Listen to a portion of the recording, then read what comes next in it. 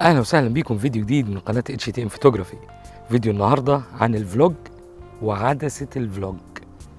لو انت كاميرتك كروب فريم، ركزوا في كلامي، كروب فريم مش فول فريم، وعندك كيت لينس 18 55 او 18 135 زي اللي معايا دي كاميرا كانون 90 دي، عليها الكيت لينس 18 135 وعايز تعمل بيها فلوج. والعدسه طبعا ممتازه في ايه؟ ان هي 18 35 135 وعليها مانع اهتزاز جوه العدسه. والكاميرا طبعا ممتازه لان هي فيها مانع اهتزاز جوه الكاميرا. لكن لما بتشغلوا مانع الاهتزاز في وضعيتين. اول وضعيه اللي هي اكتف، تعملوا مانع الاهتزاز اكتف، بيحصل كروب ضئيل جدا، ضعيف جدا، يمكن ما تلاحظوش قوي. لكن لو عملتوا مانع الاهتزاز enhanced هتلاقي كروب 1.1. تعالوا نحسبها حسبة مع بعض قبل ما اوريكم على الكاميرا. اولا دي كروب فريم، الكاميرا كروب فريم. ثواني بس اطفي الكاميرا. الكاميرا دي كروب فريم، يعني في معامل قطع هيحصل في العدسه. يعني ال 18 انا حاطط فتحه حاطط الزوم على 18 واعمل له لوك كمان على ال 18 علشان وقت الفلوج ما يحصلش غلط وتقرب لوحدها، او ان انا اعمل حاجه غلط واقرب. طيب 18 هي 18 مللي بس لو على الفول فريم. طب لو على الكروب فريم مش هتبقى 18 مللي، هتبقى كام؟ دي كانون، لو كانون تضرب في 1.6، لو نيكون تضرب في 1.5، وعلشان دي كانون هضرب يا معلم في 1.6. طب هتبقى كام ال 18 دي؟ ال 18 مللي دي هتبقى على الكاميرا دي 28.8، يعني 29 مللي. تخيل بتعمل فلوج ب 29 مللي، هل هي مناسبة ولا لا؟ ده اللي هنشوفه بعد شوية لما أشغل الكاميرا دي ونعمل الفلوج ده مع بعض. طب لو شغلت مانع الاهتزاز اللي في الكاميرا، كده أنا هخلي مانع الاهتزاز اللي في العدسة شغال، لكن أنا بتكلم لو شغلت مانع الاهتزاز اللي في الكاميرا وعملته انهانسد هتبقى كام؟ هتبقى 32، لأن كمان هتضرب ال 28.8 في 1.1 اللي هو الكروب اللي بيحصل من مانع الاهتزاز بتاع الكاميرا، يبقى 32 مللي. يا حبيبي تخيل بتعمل فلوج، ماشي، بتعمل فلوج ب 32 مللي، مناخيرك بس اللي هتبان. فتعالوا نشوف ال 18 مللي من غير ما اشغل مانع اهتزاز الكاميرا، وبعدين هنشوف لما اشغل مانع اهتزاز الكاميرا. طيب قبل ما نبدا فلوج بالكانون ال 90 دي، تعالوا معايا، انا هبعد بس شويه عشان تشوفوا انا علشان وانا هعمل فلوج هبقى ايدي بعدها قد ايه. انتوا شايفين ده البعد ده، او ده المنظر اللي انتوا هتشوفوه وانا بعمل فلوج دلوقتي بالعدسه دي من غير مانع اهتزاز بتاع الكاميرا وبمانع الاهتزاز. يعني انا هفضل ماسك الكاميرا بالشكل ده او بايدي اليمين بالشكل ده، تمام، فارد دراعي على الاخر زي ما انتوا شايفين الوضع بالظبط اهو. ده الوضع اللي انا هكون ماشي بيه بعمل بيه الفلوج. دلوقتي انا بعمل الفلوج بالكاميرا ال 90 دي والعدسه ال 18 135 من كانون، ومشغل مانع اهتزاز العدسه بس من غير مانع اهتزاز اللي في الكاميرا. اوكي، مبدئيا معقول، المنظر معقول. طبعا فتحة العدسة 3.5 مش وحشة، بس هل لو انتوا بتعملوا الفلوج هل ده كفاية؟ ده الخلفية دي كفاية؟ ده بس اللي باين من جسمك ده كفاية؟ في ناس لا ما بيعجبهاش الكلام ده، تبقى عايزه اوسع من كده، وكاميرتها كروب فريم زي ما انا بصور دلوقتي بكروب فريم. ايه الحل؟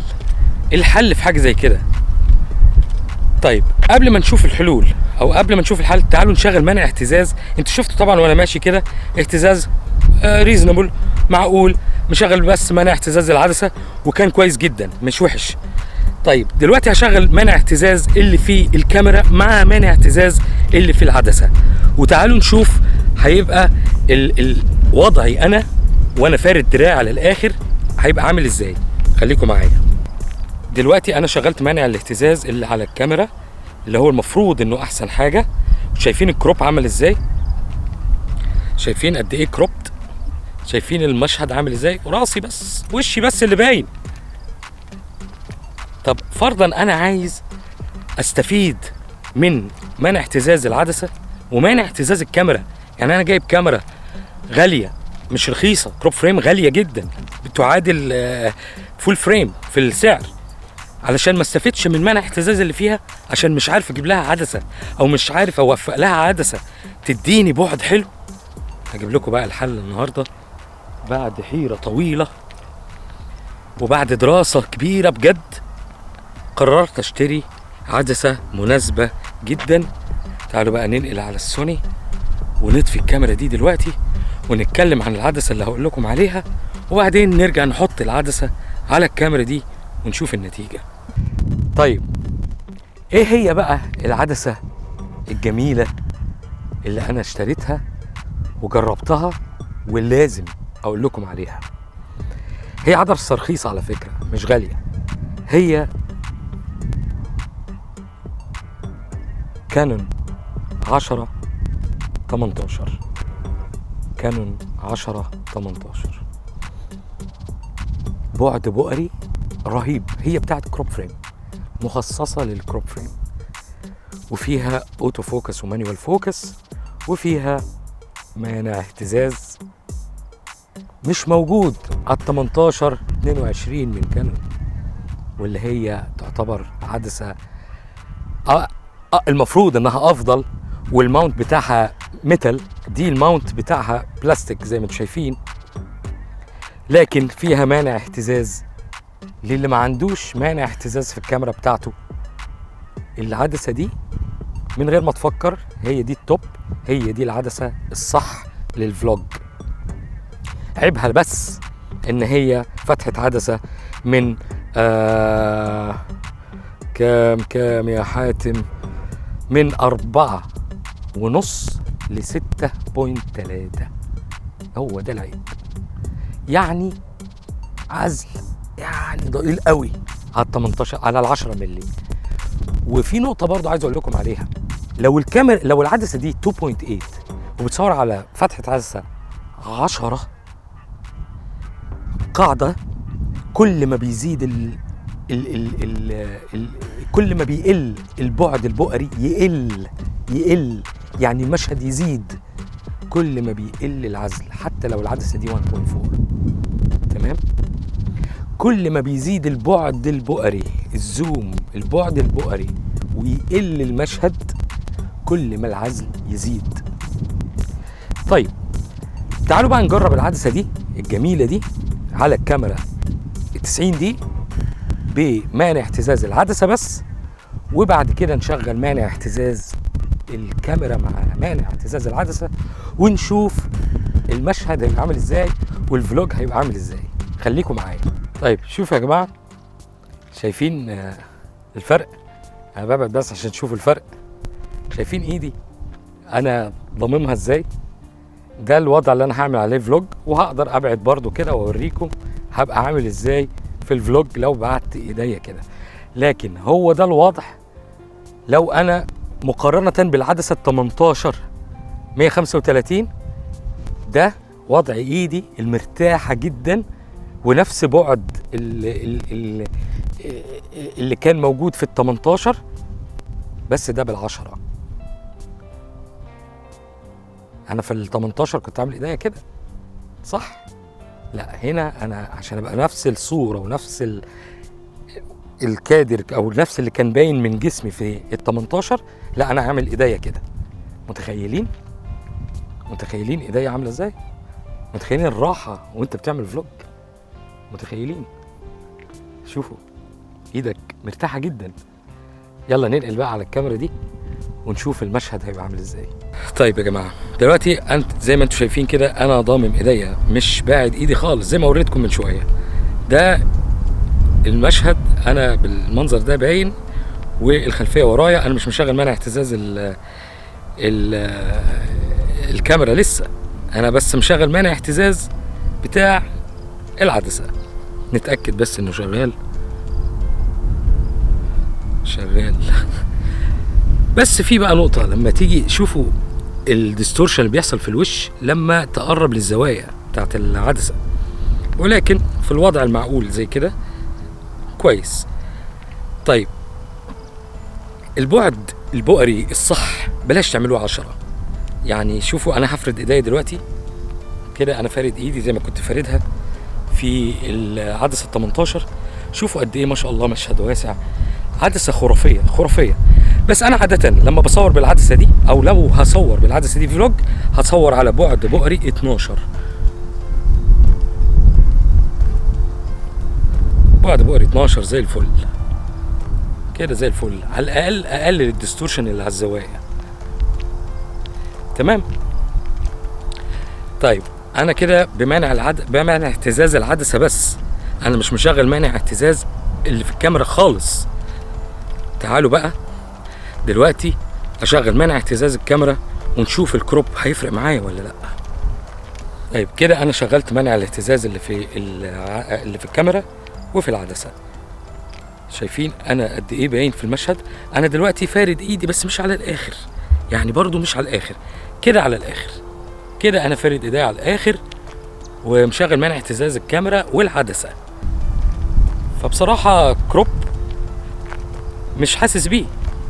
وهنا انا مصور على بعد بؤري 10. تعالوا نعمله 12. ادي بعد بؤري 12 برضو باين كويس في الكادر، والمشهد ورايا باين، مفيش اي مشكله خالص. نرجع تاني على بعد بؤري 10 عشان منع الاهتزاز في الكاميرا والكروب اللي في الكاميرا. شايفين قد ايه جميله العدسه دي؟ طيب نطفي بقى مانع اهتزاز الكاميرا ونشوف تاني مانع اهتزاز العدسه بس. كده انا طفيت مانع اهتزاز الكاميرا وبس شغال بمانع اهتزاز العدسه بس، وماشي دلوقتي على رمل عشان اوريكم الاهتزاز بتاع العدسه عامل ازاي. يعني الارض مش مستويه خالص، شايفين؟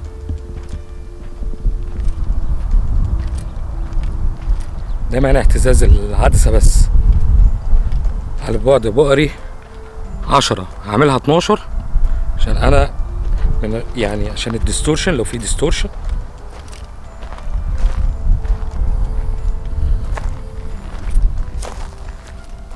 شايفين الجمال؟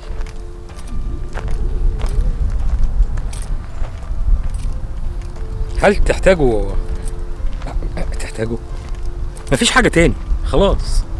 هي دي عدسة الفلوج لأي حد معاه كاميرا كروب فريم، سواء نيكون كانون. خد البعد البؤري 10 18 من غير ما تفكر. ايه ده؟ من غير ما تفكر. تمام؟ ما تفكروش كتير. انا يعني تعبان في الفيديو وشاري عدسة عشان اوريكم ان هي دي احسن عدسة. ما تفكرش كتير خلاص، هي دي عدسة الفلوج. مش تروح بقى تصور بالموبايل. بطلوا تصوير بالموبايل يا جماعة، مهما كان الموبايل حلو، حتى لو ايفون. تصوير الكاميرا مختلف، الوان الكاميرا مختلفة، سنسور الكاميرا مختلف. هتجيب سنسور قد كده لسنسور كده ازاي يعني؟ تمام.